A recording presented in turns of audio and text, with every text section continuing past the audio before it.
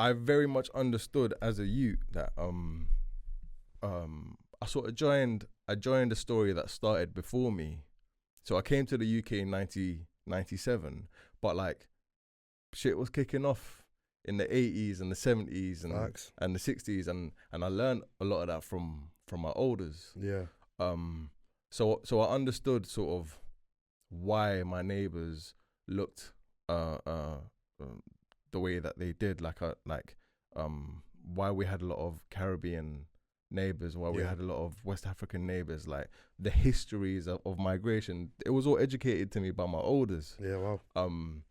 And that sort of informed sort of my political thinking growing up.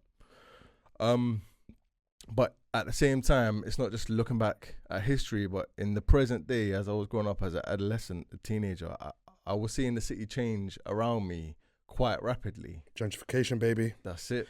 Yeah, so you were seeing the city change like everywhere else right now. I think it's nuts, bro. Where we live, or where a lot of us live on these estates, it is considered prime real estate. Really, we're close to the center, and we're close to like the local amenities and stuff. And I don't think they had that in mind that that they would give us this part of the town. So, but I don't know how it happened. So you see the way it ends is set up a lot of the time. We're next to industrial hubs, So in the context of Sheffield, a lot of ends would have housed like steel workers. Yeah. So they would have been housed next to factories. Yeah. In Chalk Hill, we were housed right next to Wembley Park Station. So we would have been working the railway lines from Baker Street to Wembley Park. Yeah. So like, and it's the same across the world. If you look at South Africa, Soweto, the southwestern township, that's situated right next to where like the middle and upper class South Africans live, because all your cleaners and all your blue collar workers need to be within proximity of their jobs.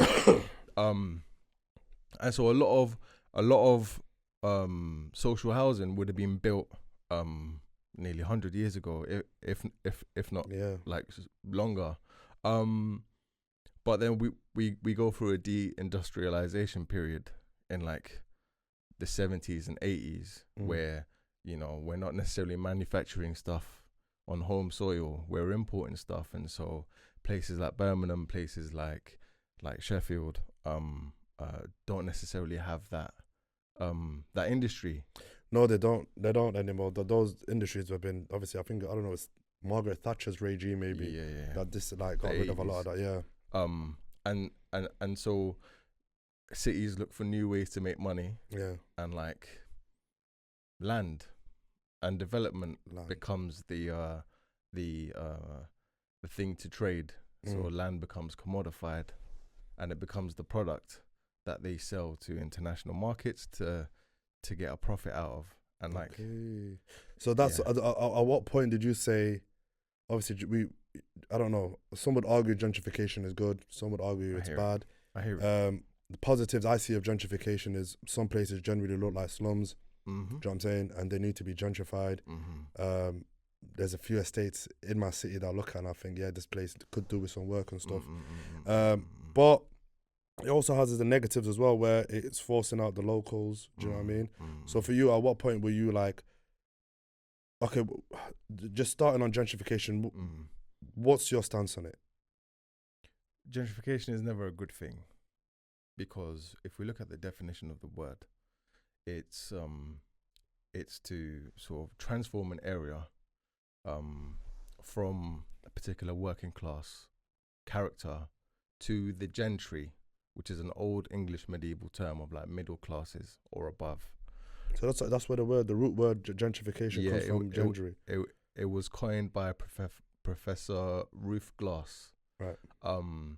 And it comes from the word gentry, which is like a medieval feudal English term. Okay.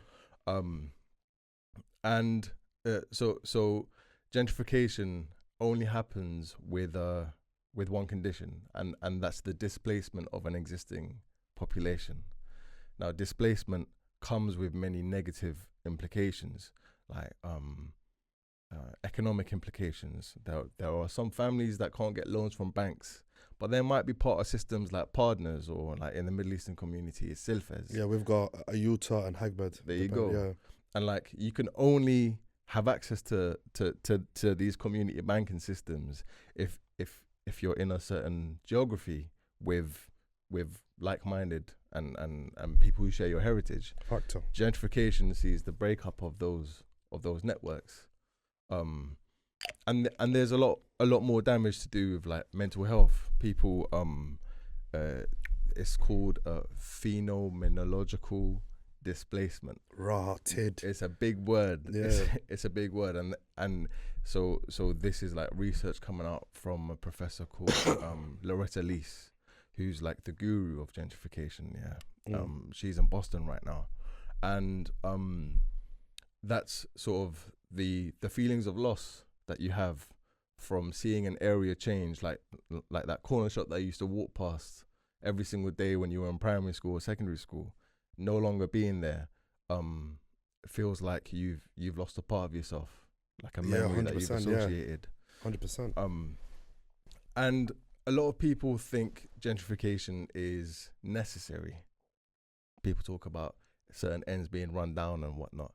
But you don't need to displace people to make ends like I agree with livable. I agree with you, to the point where, okay, the place could do with a little touch up, man, because it's just some places are grimy, innit? That's what I was talking about. That's my version of gentrification. Nah. But the other side of gentrification, where they're displacing people, Yeah. I'm against that. So you're not talking about gentrification then? That's what I'm saying. You're talking about renovation. See, there you go. I didn't know this. When we hear gentrification, we just think, oh, they're just... Yeah. No, it's totally different. So renovation is like, you got a building that's breaking down. Yeah.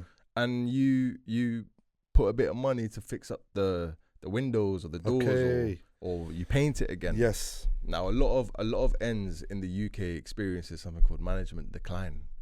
Yeah, which is the intentional process of like letting a building or a particular estate decay. And there's multiple reasons for that. Some would argue that this managed decline feeds into sort of the broken glass theory, where it's like you allow a place to be neglected, and then you argue that we have to start again. We have to do a do-over. Oh, now that's crazy. That's called a false dilemma. Yeah. So rather than present you with the 10 different choices that you have when it comes to regeneration or renovation of a building, they present you with only 2. And the 2 choices are 9 times out of 10, like, you either let us gentrify this area,